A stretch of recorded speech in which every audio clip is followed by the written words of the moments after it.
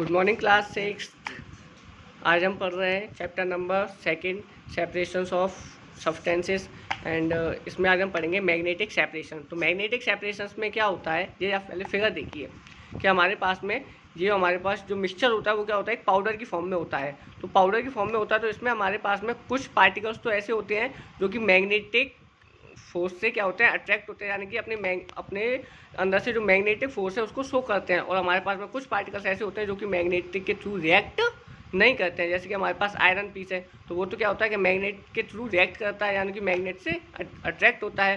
और हमारे पास में सैंड है यानी कि धूल है, वो क्या होती है, मैग्नेट से अट्रैक्ट नहीं होती है। तो ये हमारे पास में इस तरीके के मिक्सचर्स होते हैं जिसमें कुछ पार्टिकल्स तो ऐसे होते हैं जो कि मैग्नेट से अट्रैक्ट होते हैं, कुछ पार्टिकल्स ऐसे होते हैं जो कि मैग्नेट से अट्रैक्ट नहीं होते हैं। तो चलिए हम ऐसे जो हमारे पास वो मिक्सचर है उसको कैसे सेपरेट करते हैं। देखिए, magnetic separation, this method is used when one component in the mixture is attached bye magnet. ये हमारे पास में इस तरीके के मिक्सचर होते हैं जिसमें हमारे पास वन कंपोनेंट है वो क्या होता है, मैग्नेट से अटैच्ड होता है। This method is used in industry to remove iron pieces from a mixture by attracting them with strong magnet. ये हमारे पास में इंडस्ट्रीज में यूज़ होता है जिसमें हम आयरन पीसेस को, मतलब जो हमारे पास में मिक्सचर होता है, इससे सेपरेट करते हैं। क्योंकि हमारे पास में जो आयरन होता है वो क्या होता है, मैग्नेट्स की तरफ अट्रैक्ट होता है, जिसको हम स्ट्रॉन्ग मैग्नेट के थ्रू सेपरेट करते हैं। In the laboratory a mixture of A sand and iron filling can be separated by this method. Laboratory के अंदर अगर हमारे पास में कोई एक सैंड और आयरन का मिक्सचर है तो हम उसको भी क्या कर लेते हैं, सेपरेट आउट कर लेते हैं। किस मेथड से, बाय मैग्नेटिक सेपरेशन मेथड से। क्योंकि हमारे पास आयरन है वो क्या होते हैं, मैग्नेट से अटैच्ड होते हैं, मैग्नेट की तरफ अट्रैक्ट होते हैं। In which the magnetic particles goes along with the magnet and non magnetic particles get collect separately. तो इसमें क्या होता है कि हमारे पास देखिए जो मैग्नेटिक पार्टिकल्स हैं, अब आप देख सकते हैं कि जो हमारे पास ये इस तरीके के जो इस तरफ आ रहे हैं, क्योंकि ये क्या है, हमारे पास मैग्नेटिक पार्टिकल्स हैं तो ये तो इधर की साइड में आके सेपरेट हो जाते हैं। और जो नॉन मैग्नेटिक पार्टिकल्स होते हैं वो डायरेक्ट इधर की साइड में आके यहाँ पर ड्रॉप आउट हो जाते हैं। तो इसको हम क्या बोलते हैं, मैग्नेटिक सेपरेशन। चलिए अब हम थोड़ा सा ये पढ़ते हैं, technique use for separating mixtures, separations of insoluble solids from liquid. इसमें क्या होता है, हमारे पास में क्या, हमारे लिक्विड के अंदर अगर कोई मिक्सचर है तो हम उसको कैसे सेपरेट आउट करते हैं।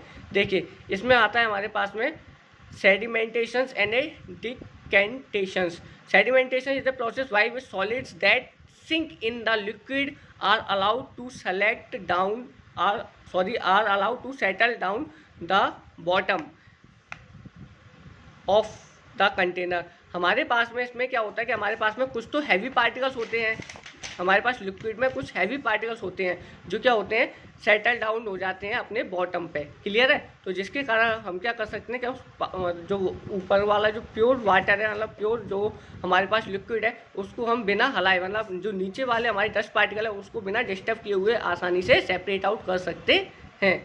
If a mixture of a liquid and a solid that sink in it allowed to stand for some times, the particles of the solid settle down at the bottom and clear layer of liquid is formed at the top. The clear liquid is then removed carefully without disturbing the settled solids. This process of removal of clear liquid layer without disturbing the settle solids is called decantations. हमारे पास में इसमें क्या होता है कि जो हमारे पास में अगर हमने मान के चलिए कुछ सॉलिड पार्टिकल्स को वाटर के अंदर डिज़ोल्व किया है, मतलब किसी लिक्विड के अंदर डिज़ोल्व किया है, तो डिज़ोल्व होने के कुछ टाइम के बाद में वो धीमे धीमे सेटल अपने बॉटम पे सेटल हो जाते हैं। सेटल होने के बाद में हम क्या कर सकते हैं, उनको क्लियरली, मतलब, और हमारे ऊपर क्या है, एक क्लियर लिक्विड की क्लियर लेयर आ जाती है।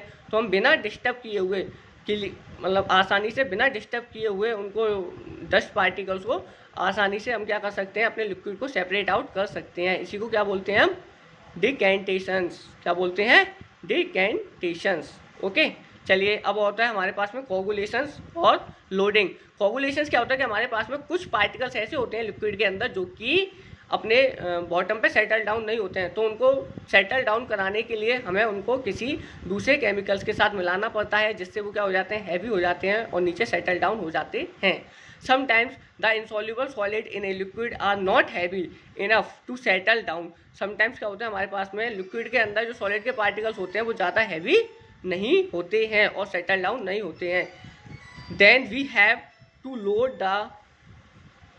Load the particles with a certain chemicals to make them heavier. तो इसमें हम क्या करते हैं, हम पानी के अंदर जो अपने लिक्विड के अंदर कुछ केमिकल्स मिलाते हैं, जिससे हमारे पास में हमारे पास जो सॉलिड के पार्टिकल्स होते हैं, जो लाइट पार्टिकल्स होते हैं सॉलिड के, वो उनके साथ रिएक्ट करते हैं और वो क्या हो जाते हैं, हैवियर हो जाते हैं। जैसे कि एक एग्जाम्पल है फिटकरी, एलम। फिटकरी is one such chemicals. Alum is called coagulating और लोडिंग एजेंट। तो हमारे पास में जो एलम है उसको क्या बोलते हैं हम, कोगुलेटिंग और लोडिंग एजेंट, क्योंकि ये क्या करती है, हमारे पार्टिकल्स पे लोड बढ़ा देती है और उसको नीचे सेटल डाउन कर देती है। This process of improving settling of lighter particles by the adding of a coagulating और a loading agent is called the coagulation और लोडिंग। तो ये प्रोसेस है जिसके अंदर हम क्या करते हैं, किसी भी कोगुलेटिंग मतलब के केमिकल्स को मिला के अपने पार्टिकल्स को हैवी करके नीचे सेटल डाउन करते हैं। इसको हम क्या बोलते हैं, कोगुलेशन और लोडिंग।